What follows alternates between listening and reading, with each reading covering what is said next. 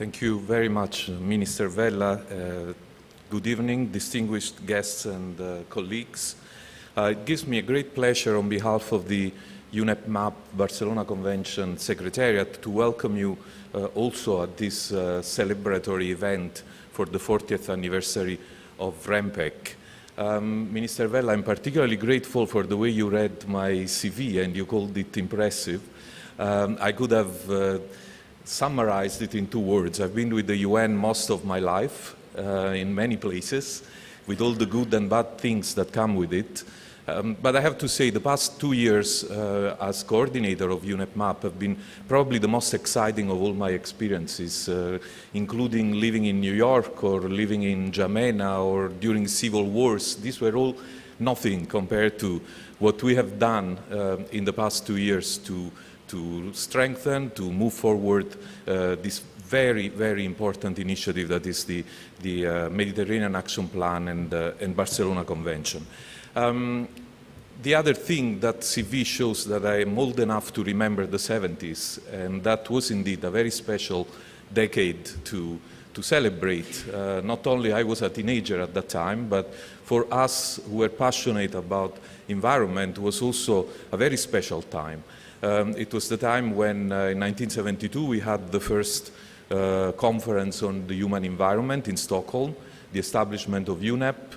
A couple of years later, UNEP launched its regional SEAS program. In 1975-76, the Mediterranean Action Plan and the Barcelona Convention were signed. And immediately, the first emergency protocol was approved by the parties to the Barcelona Convention, and what was then called ROC and then became REMPEC was established. At that time, with what I would define extraordinary long-term vision, young UNEP and the IMO joined hands to create a mechanism of collaboration that has spurred much success over 4 decades. And I do want to pay homage to those 2 organizations, represented here today by the Secretary General of IMO and the Director of Europe of UNEP, and most of all to the government of Malta that for those 4 decades has believed and supported REMPEC in the delivery of its mandate. But I think we should not only celebrate a historical milestone this afternoon, now it's equally a special time for those of us who continue working now on what we call sustainable development, on marine and maritime issues. This is a crucial moment for the international community, and in particular, I'm thinking of the 2030 Agenda for Sustainable Development, its ambitious sustainable development goals, which show us a very ambitious path forward. The Paris Agreement on climate change, which is an unprecedented commitment by the international community to solve and respond to the unprecedented challenges posed by climate change. Issues related to ocean governance and to the protection and caring of our oceans and seas are taking an increasingly central place in the international debate. Within our own system, UNEP MAP, Barcelona Convention, the Conference of the Parties last February gave in very tangible ways, both in terms of decision-making and concrete support, an unequivocal message of continued relevance and importance of the MAP system that was created 40 years ago. In this system, REMPEC has played a crucial role in strengthening national capacities to prevent and combat pollution from ships, developing cooperation at regional level, supporting information sharing, and assisting Mediterranean coastal states in case of emergency. And I'm very grateful to you, representative of countries who have brought examples of the way you have collaborated and benefited from REMPEC's support. The revised Emergency and Prevention Protocol, the Offshore Protocol, the Mediterranean Offshore Action Plan approved by the parties last February are all instruments of great importance to face the challenges posed by human activities on our seas. I call for your continued support in terms of increased technical, political and financial resources to make REMPEC more and more successful in meeting its mandate. Now, I have the pleasure of joining me up here, four colleagues, four very distinguished colleagues, who have led REMPEC for most of the past 4 decades. With many other colleagues and staff, they have been really the protagonists of a success story that continues. The first 2 REMPEC directors, Monsieur Philippe Lelour and Admiral Michel Warren, who were at the helm of REMPEC until 1988, unfortunately could not join us today, but we do pay our respect to them as well. The other directors whom I invite to come here to the podium, namely Monsieur Jean-Claude Sainlos, Ammiraglio Roberto Patruno, Monsieur Frédéric Hébert, and Mr. Jonathan Pace, will give us some details on specific examples of REMPEC's history and success. The current head of office, Gabino Gonzalez, whom you have already seen, will moderate the next panel this afternoon. He's a much younger man than me, so he will talk of more interesting things such as partnerships and the future.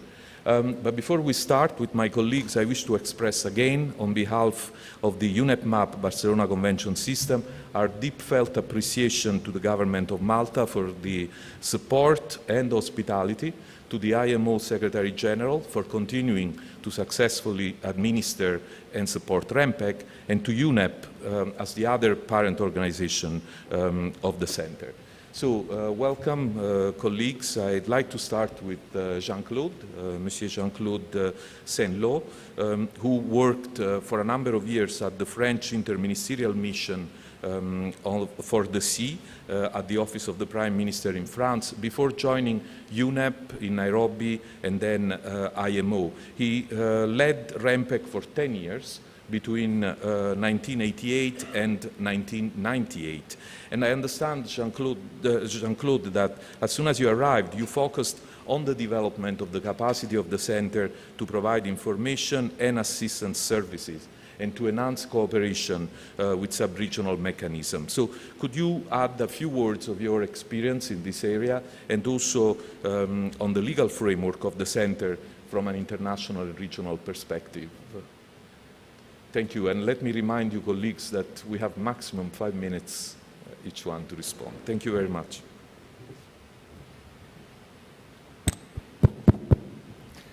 I don't know which language I have to use, if it is in French or in English, because I saw some English-speaking people with no écouteurs, so okay, I will go in English because it may be easiest. To start on the last, not question, but issue, let's say the legal framework. A lot has already been said during various interventions today, so I will not come back to that.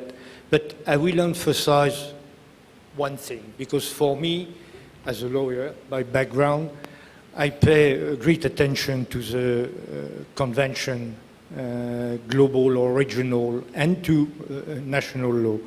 So the global convention, the law of the sea, the international convention, in particular the IMO convention, and the regional convention, that means the Barcelona Convention and its protocol, are, I would say, the legal framework. That means it's on the basis of this convention and protocol that national law and regulation should be adopted and implemented.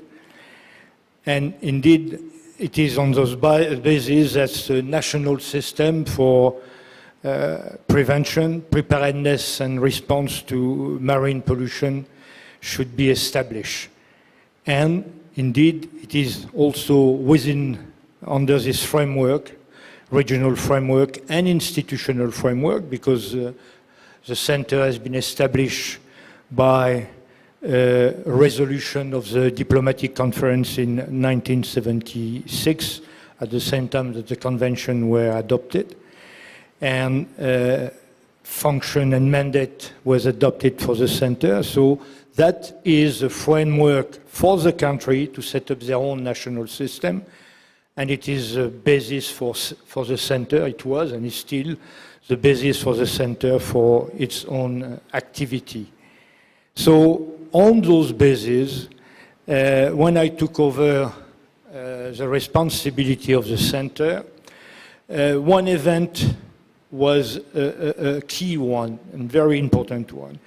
It was at the time when the contracting party decided, although it was already within the protocol, but it was not one of the responsibility, or it doesn't fall within the domain of action of the REMPEC. It was limited at the time to oil. That means that's the reason why it was called the Regional Oil Combating Center.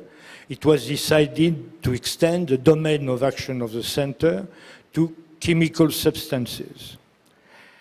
And that's led to the change of the name of the center.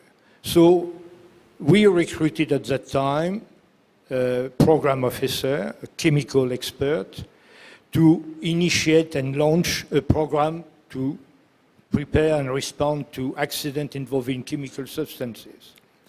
By the way, this chemist was Mr. Stefan Mikhaelev, who is now the director of the Marine Environment Division of REMO. Now, it was let's say, the opportunity and the occasion for the center to launch a short, medium, and long-term program to address the issue of preparing and combating chemical substances, as well as reconsidering and proposing a program for oil as preparation and response to oil, combating to oil substances, a comprehensive one, and to ensure that the center, through this program, will fulfill its mandate and function. As mentioned, that I was more inclined of ensuring the implementation of convention and fulfilling the role and function of the center. So through this program, the goal was to first assist the country in establishing a national system for preparedness and response with a view to fulfill their own obligation under the protocol and various conventions to which they are party. In the meantime, and for both chemical and oil, in the meantime, we develop specific arrangement for, let's say, the situation where the country will have to cooperate in case of emergency. We develop guidelines for assistance in case of emergency or requesting assistance and organizing cooperation in that case.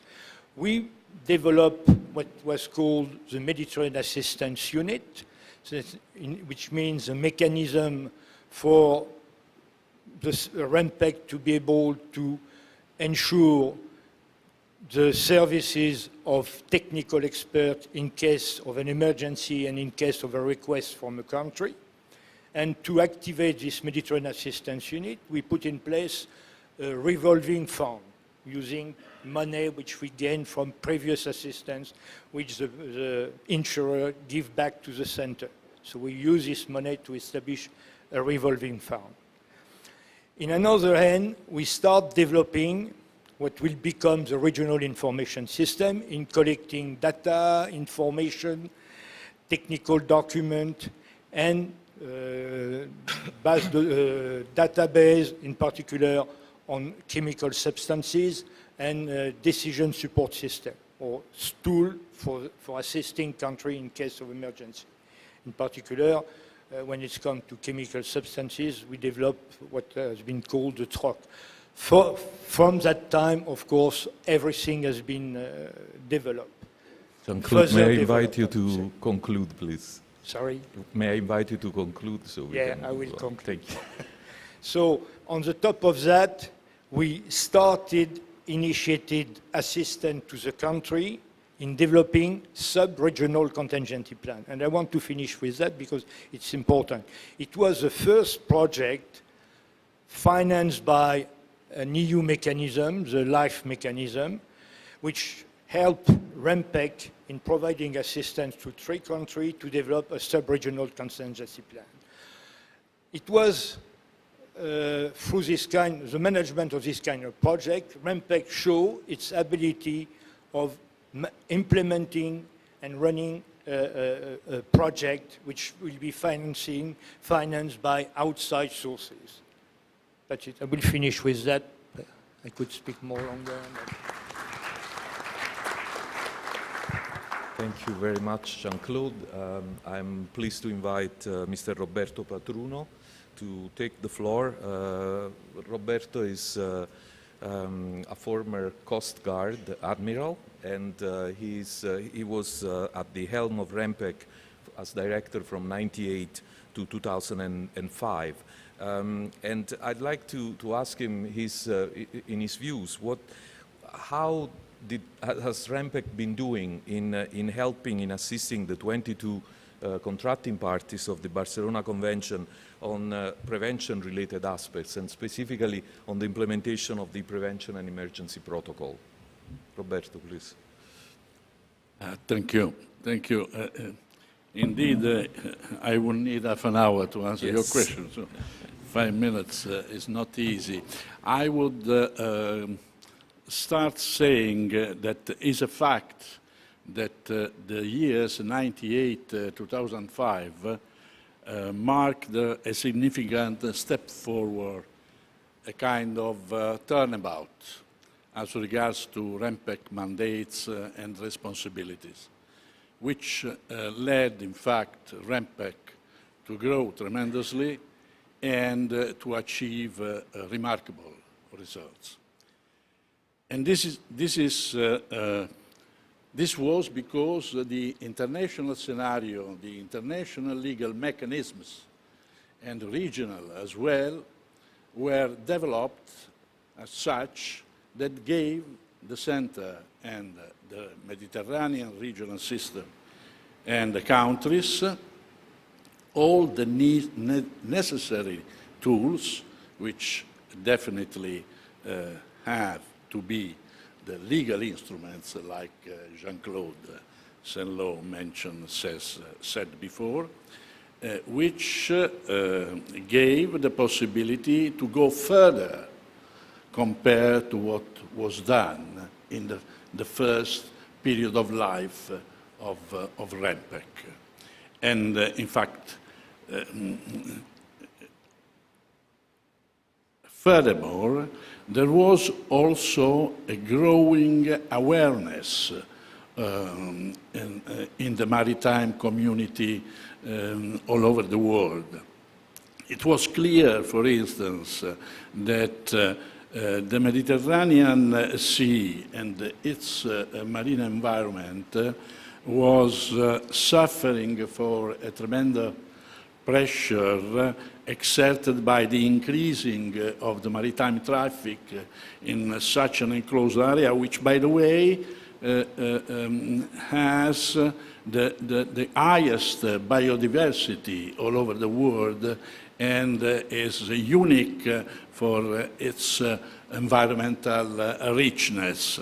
So, not only that, but also, according to the opinions of experts and studies carried out by the World Bank in the late 90s, it was clear that the maritime traffic was going to continue to grow and increase. In fact, it was envisaged that had to triplicate by 2020 in terms of volume transported at sea, and so oil.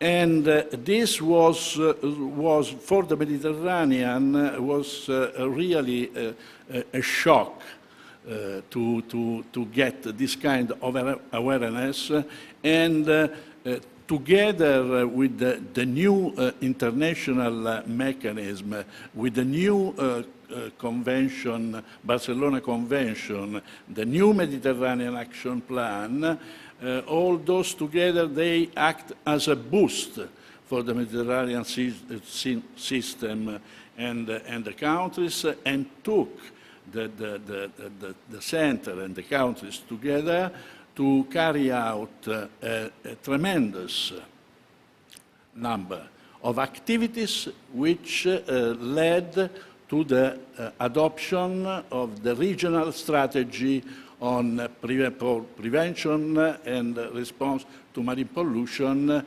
as a significant component of the regional strategy on sustainable development.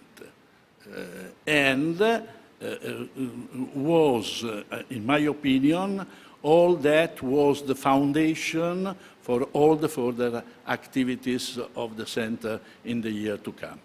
Thank you. Thank you very much, Roberto. And in fact, this is...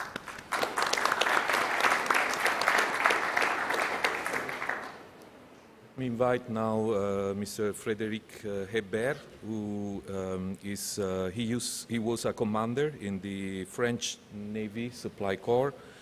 He has an experience at the Ministry of Finance. He is now, and we congratulate him very much, he's now the head of unit for pollution response at EMSA. And it's nice to know that we have a REMPEC friend at EMSA, which is one of our crucial partners in the Mediterranean for REMPEC. Frédéric held the position of director for 8.5 years, starting in January 2006, just a few months before the marine pollution incident in the Eastern Mediterranean that affected so heavily Lebanon and Syria happened. So in light of that, Frédéric, will you share with us your experience with that particular incident, but also in general terms on how REMPEC contributes to the management of emergency situations in the Mediterranean Sea? Please.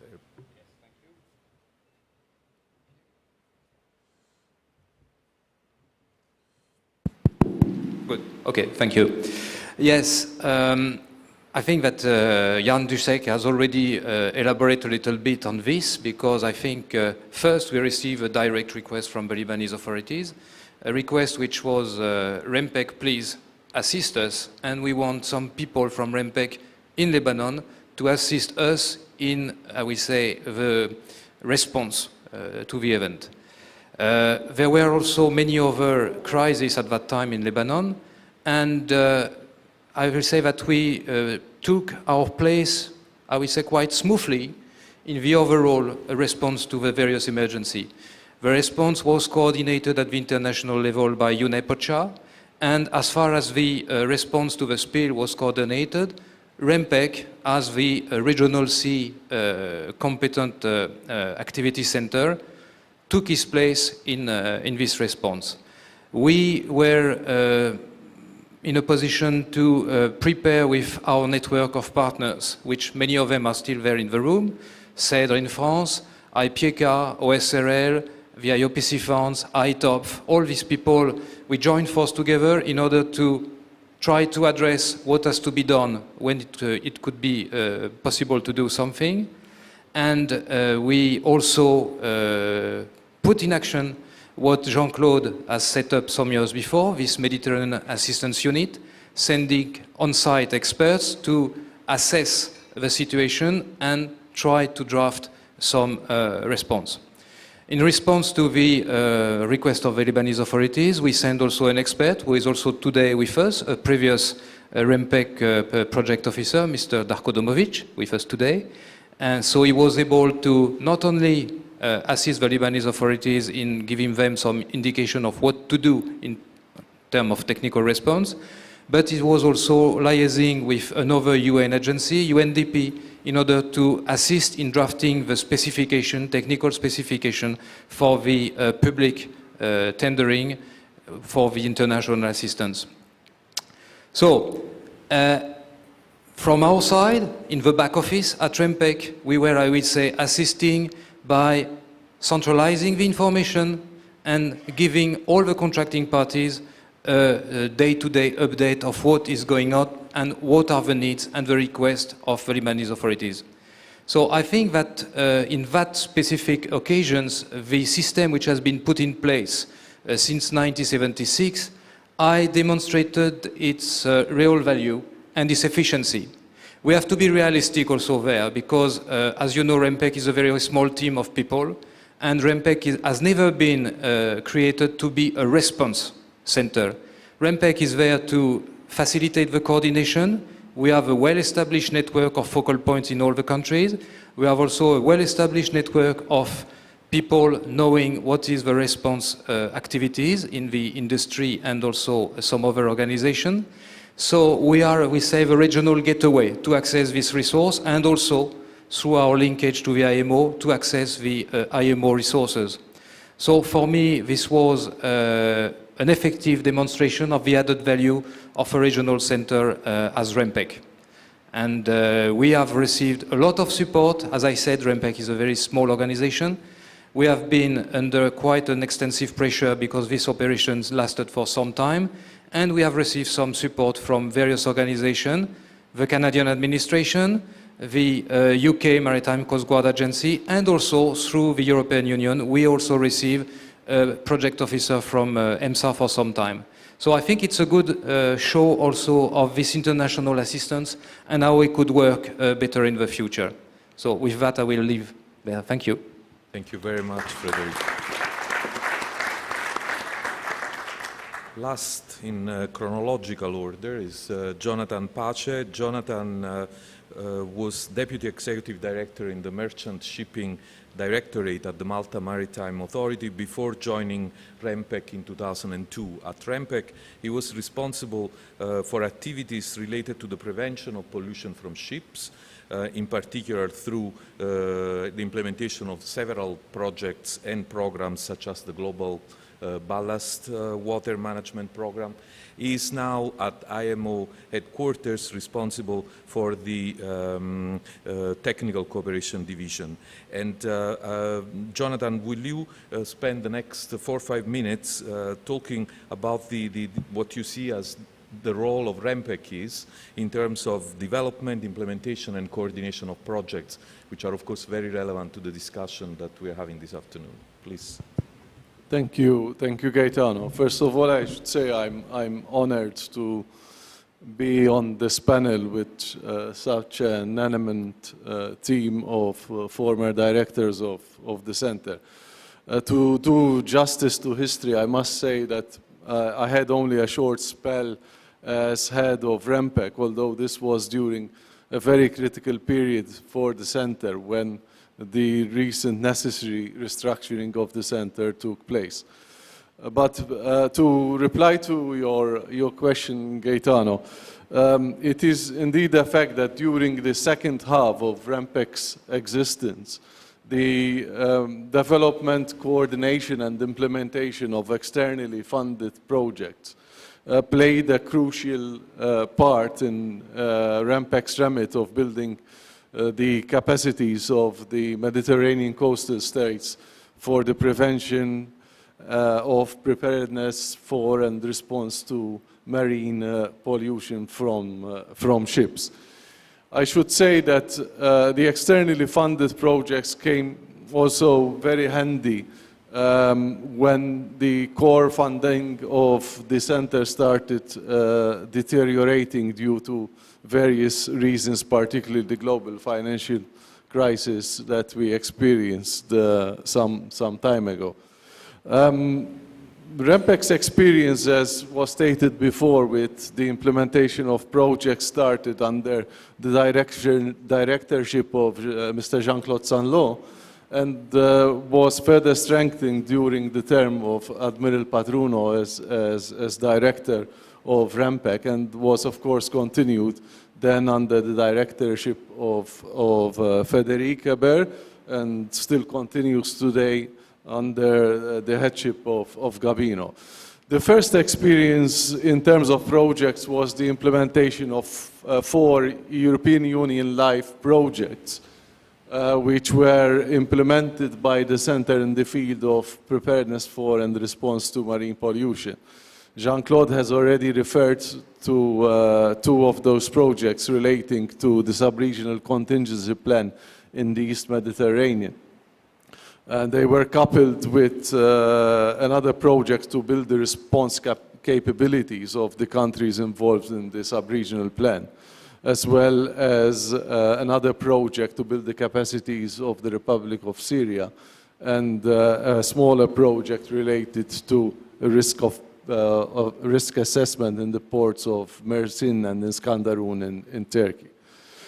But indeed, the major projects which the center implemented followed in the years after. Firstly, through the implementation of an EU-funded MEDA project on port reception facilities in the Mediterranean, which was implemented between 2002 and 2004 during Admiral Patruno's tenure as director. And the successful implementation of this project led to the European Commission to directly task REMPEC with the implementation of two larger projects in the field of prevention of pollution of ships. This was at the time following the adoption of the new Prevention and Emergency Protocol of 2002. And I'm referring to these two SafeMed projects which were implemented during the period 2004-2012. I would say that the success story in the implementation of these projects led REMPEC to being an implementation partner for both regional and global projects. You mentioned in your introduction REMPEC's role as a regional implementing partner in the Mediterranean for the Global Partnerships project, which built capacities of countries around the world to prepare themselves for the implementation of the Ballast Water Convention, which has recently achieved the necessary ratifications and which will enter into force next year. Finally, to conclude, I should say that the project led to tangible, concrete results, not only in the region, but also specifically in some of the countries which benefited from these problems. I would just cite two concrete examples resulting from this project, the first being the information system on maritime traffic flows in the Mediterranean, which was the result of the SafeMed project, and also the entry into force of the Mediterranean Sea being a special area for the purposes of Annex 5 of the MARPOL Convention, which regulates the prevention of pollution from garbage, which was a direct result of the implementation of the port reception facilities project implemented between 2002 and 2004. Thank you.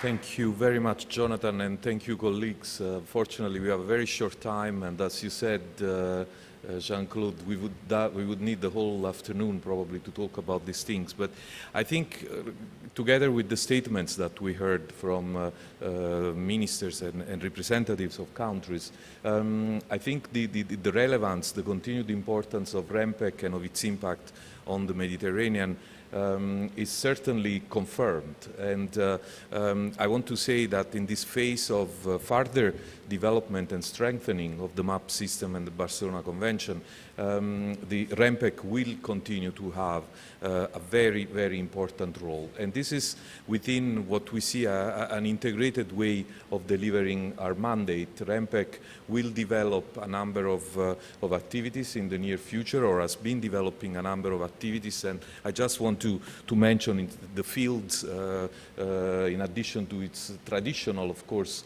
type of interventions. For instance, non-indigenous species through the work on ships' ballast water management, marine litter, working on management of waste in port reception facilities and marinas, marine protected areas and particularly sensitive sea areas, maritime spatial planning through the work of REMPEC on ships routing systems, control of maritime traffic, and finally on information dissemination and perspective. All these fields are in coordination and integration with the other regional activity centers, the other components of the UNEP map system. So in conclusion, I'd like to thank you all for giving us this snapshot of almost 30 years out of the 40 years when you have been leading the REMPEC. We have much to learn from you. I'm sure we will be in contact soon